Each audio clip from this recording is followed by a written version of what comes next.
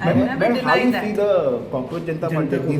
There is a lot of talk regarding the Cockroach Janata Party. No, it's a good thing. I actually welcome all the youth, whosoever, or women also, whosoever is feeling deprived of the government policies, let it be BJP, Congress, or any other government who they are feeling, they are at least they should get a platform to raise their voices.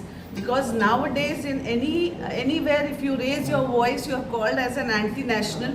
So I'm happy that at least this youth and Gen Z are coming out to raise the voice for themselves. Do you think they should fight upcoming elections in Goa? If they will to, they wish to, they want, they can. No, who is stopping anyone from fighting elections? No one is stopping. But it will not damage. Only people who are stopping are the anti-national policies. But it will not damage the Congress. It's question of, see, it's a democracy and Constitution of India has given right to every person who wishes to contest.